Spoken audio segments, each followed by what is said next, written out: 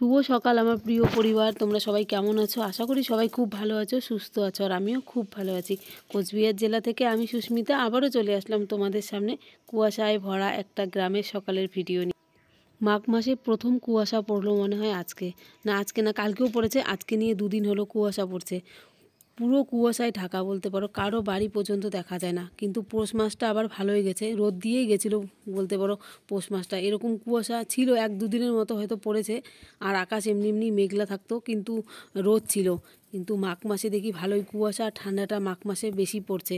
কথায় নাকি বলে যে মাঘের ঠান্ডা নাকি বাঘে খায়, কথাটা একদমই ঠিক। আর ঠান্ডা যেহেতু বেশি আর নেই, মাঘ মাসটাই দেখবে ঠান্ডা থাকবে।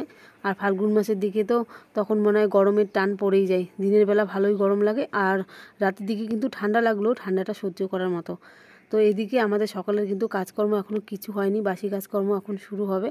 আর এদিকে আমাদের বাড়ির সামনে দিয়ে দেখতে পারলে কি সুন্দর করে ট্রেন যাচ্ছে। আসলে আমাদের বাড়ির সামনেই রেল লাইন, তো আর সারা দিন সকাল থেকে রাত পর্যন্ত তো চলেই ট্রেন যাওয়া। তো তোমাদেরকে একটুখানি দেখালাম, ভালোই লাগছে, কুয়াশার মাঝখান দিয়ে ট্রেন যাচ্ছে।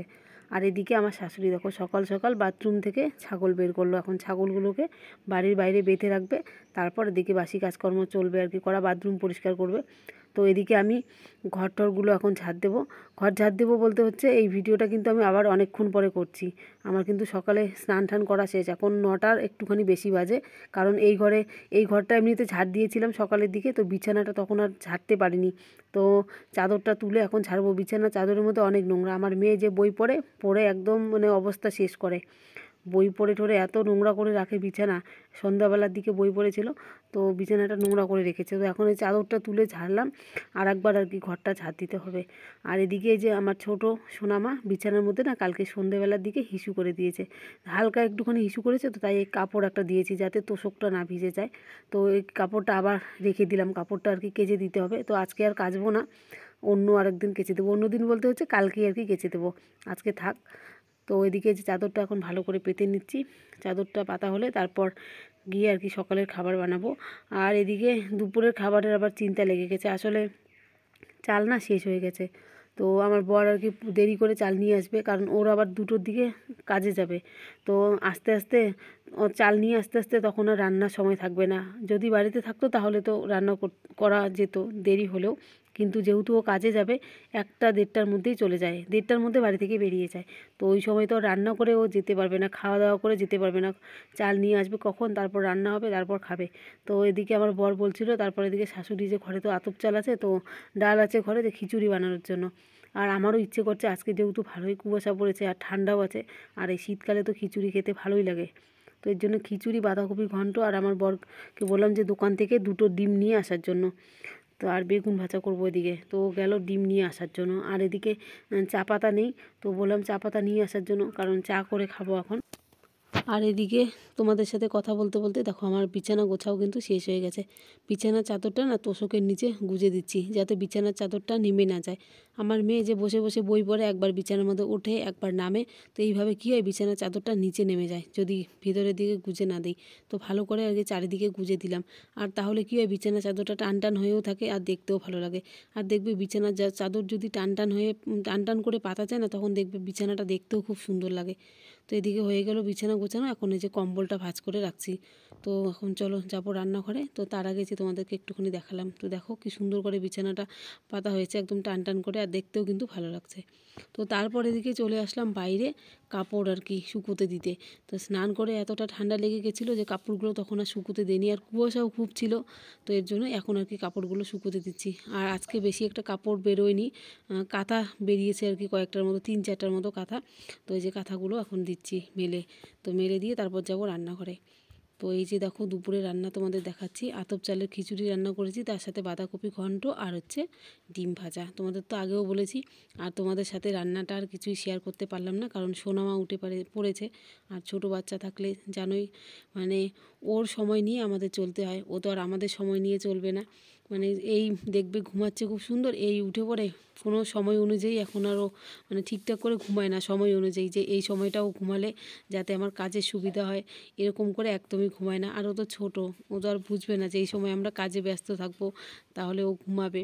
মানে ওই রকম করেই চলে আর কি, কাজ করি। তো যাই হোক, এদিকে তারপরে যে আমার বিছানা গোছাচ্ছি এখন। আমার বিছানা তো দেরি করে গোছাতে হয়, তার কারণ আমার সোনামা ঘুমায় সকালে, ওই সময় তো আর আমি বিছানা গোছাতে পারি না। তো এর জন্য ওকে এখন ঘুম থেকে তুলে দিয়েছি, মানে ও ঘুম থেকে উঠে পড়েছে, আমার মেয়েকে ওকে দিয়েছিলাম কোলে। তো ও এখন কি করেছে, ওর ঠাম্মার ঘরে ওকে শুইয়ে দিয়ে এসেছে। তারপরে যে আমার সাথে বিছানা গোছাচ্ছে, এত শখ ও বিছানা গোছাবে। আসলে দেখবে আমরা মেয়ে তো, তাই আমাদের গোছগাছ জিনিসটা দেখবে আমাদের হাতেই থাকে সব সময়। ছোটোবেলা থেকেই কিন্তু দেখবে গোছগাছ জিনিসটা কিন্তু মেয়েদের মধ্যে চলে আসে। আর দেখবো ওই জিনিসগুলোর প্রতি মেয়েদের বেশি একটা আগ্রহ থাকে, কোথায় জিনিস গোছানো, কোথায় কোন জিনিসটা পড়ে আছে। তো এদিকে যে আমি বিছানা গোছাবো আর বিছানা চাদরটাও তুললাম, অন্য চাদর একটা পাতলাম। ও আমার সাথে বলছে যে মা আমি বিছানা চাদরটা তোমার সাথে পাতবো। তো পাতলো, তারপরে এই যে দেখো সুন্দর করে কিন্তু গুজেও দিয়েছে। আর এদিকে এখন ঝাড়ু দিয়ে বিছানা চাদরটা ঝেড়ে নিচ্ছে। তো এখন এই যে আমি লেপ টেপগুলো ভাঁজ করে আলাদা বিছানায় রেখেছি, তো এখন এনে এই যে এখানে রাখবো। আর আমার সোনামাকেও এখন আর কি আবার ঘুম পাড়িয়ে দেবো, আর আমিও একটুখানি শুবো। তো এখন দুটোর কাছাকাছি আর বাঁচতে চললো। তো এদিকে বিছানার মধ্যে সোনামা ঘুমাবে যেহেতু, তাই ওর বিছানাটাও করলাম, প্লাস্টিক পেতে দিলাম, তারপর বালিশ ওর পেতে দিলাম, আর এদিকে বালিশগুলো আমিও ঠিকঠাক করে রাখলাম। আর একটু পরে আবার মশারি টাঙাতেই হবে, কারণ ও একটু পরে আবার ঘুমিয়েও পড়বে। তো এখন বাজে হচ্ছে 2টো, আর এখন আমি বিছানা গোছালাম, সকালের বিছানা এইমাত্র তুললাম। তো রান্নাবান্নাও তোমাদের সাথে ঠিক করে শেয়ার করতে পারলাম না। তো রান্না কী করেছি তোমাদের তো দেখালাম, খিচুড়ি, তারপর বাঁধাকপি ঘন্ট, আর তার সাথে হচ্ছে ডিম ভাজা আর বেগুন ভাজা। তো বেগুন ভাজা হচ্ছে আমার শাশুড়ি মা খেলো, কারণ মা ডিম খায় না, আর আমরা হচ্ছে ডিম ভাজা আর বাঁধাকপি ঘন্ট দিয়ে খেলাম। তো এই যে বিছানা গোছালাম। আসলে আজকে যেহেতু কুয়াশা পড়েছে আর খুব ঠান্ডা, এখনও কোনো রোদের দেখা নেই, মানে রোদ আর উঠবেই না, 2টো বাজে আর কখন রোদ উঠবে। তো বিছানাটা যে জন্য এখন গোছালাম। আর সোনামাকে আমার শাশুড়ির ঘরে শুয়ে দিয়েছি, তো উঠেই পড়েছে, ওই যে এই দেখো উঠে পড়েছে।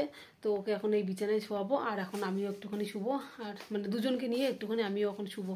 তারপর তো বাইরে আবার জামা কাপড় আছে, ওই জামাগুলো শুকাবেও না, তো একটুখানি পরে নিয়ে এসে বারান্দার মধ্যে শুকোতে দিতে হবে। তো চলো তোমাদের সাথে একবারে সন্ধেবেলা আবার দেখা হবে। শুভ সন্ধ্যা বন্ধুরা। তো চলো তোমাদেরকে না দেখাই, দেখো আমার সোনামা কি সুন্দর করে হাসি দিচ্ছে। আর এখন না ও একটু একটু কথা বলে, কথা বলে বলতে মানে উ আ এরকম করে। ওর সাথে যদি তোমরা কথা বলো না, ও এরকম করে, উ আ এরকম করে। তো ও খুব তাড়াতাড়ি, মানে এরকম করলে নাকি বাচ্চারা তাড়াতাড়ি কথা শেখে। আমার শাশুড়ি আর কি বলে যে আমার বড় মেয়ে নাকি মানে এই বয়সে এরকম করতো না, ও একদম মানে এই বয়সে ও তাড়াতাড়ি করে আর কি উ আ শব্দটা বেশি করে, আর হাসি দেয় কি সুন্দর করে, সত্যিকারে। মানে ওদের চোখেই মনে হয় মায়া, কথাটা একদমই ঠিক, চোখ দেখলেই না মায়া পড়ে যায়। তো তারপরে যে আমি এদিকে চলে আসলাম রাতের রান্নাবান্না নিয়ে আবার তোমাদের সামনে। তো রাতে রান্না করব হচ্ছে ডাল, তার সাথে করব হচ্ছে আলু সেদ্ধ, আর হচ্ছে বেগুন ভেজে আর কি ডালের মধ্যে দেবো, এই দিয়ে আমাদের রাতের খাওয়া। আর রাতেও কিন্তু আতপ চালই খাবো।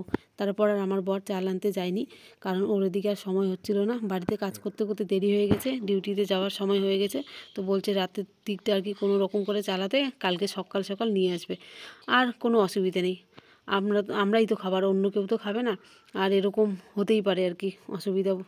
তো এদিকে ডালটা নামিয়ে ফেললাম, ডালটা সেদ্ধ হয়ে গেছে। তো এখন এই যে ডালের মধ্যে ফোড়ন দেবো হচ্ছে পেঁয়াজ, তারপর হচ্ছে রসুন আর কাঁচা লঙ্কা ফোড়ন দিয়ে, আর হচ্ছে 5 ফোড়ন দিয়ে ডালটা সম্বাদ দেবো। আর এদিকে পেঁয়াজ আর কি আলাদা করে ভেজে আবার আলু সেদ্ধর জন্য নামাবো, আলু সেদ্ধটা মাখবো। আর আমার মেয়ে তো আবার নিরামিষ, ওর জন্য পেঁয়াজ দিয়ে মাখবো না, ওর জন্য আলুটা আলাদা করে রাখবো। তো এদিকে আবার সোনামাও কান্নাকাটি করছে খুব, এদিকে আবার ওর জন্য ওকে আর কি খাওয়াতে হবে। তারপর রাতের দিকে আবার আমি যখন ঘুমাবো তার আগে ওর জন্য আর কি দুধ গুলিয়ে বোতলের মধ্যে দুধ নিয়ে বিছানার মধ্যে উঠবো, ওকে যদি খাইয়ে দিই তারপর রাতের দিকে না আর খেতে চায় না, খুব সুন্দর করে ঘুমায়। তো এই দেখো আমাদের কিন্তু খাওয়া দাওয়া হয়ে গেছে। আর আমি এদিকে কিন্তু এই যে বোতলের দুধ আমার সোনামাকে খাওয়াচ্ছি, ও কিন্তু ঘুমাচ্ছে, ঘুমের মধ্যে খেয়ে দিচ্ছে খুব সুন্দর করে। আর আমার বর এখানে দাঁড়িয়েছে, ও আসলো কাজের থেকে, তো এসে স্নান করলো, এখন এই যে ভাত খাবে, ওর ভাত তো ঢেকে রেখে দিয়েছি। তো এখন আমরা ঘুমিয়েও পড়বো। আর অনেকটাই রাত হয়ে গেছে, 11টার কাছাকাছি আর বাঁচতে চললো। তো আজকের ভিডিওটা বেশি বড় করলাম না, এখানেই রাখলাম।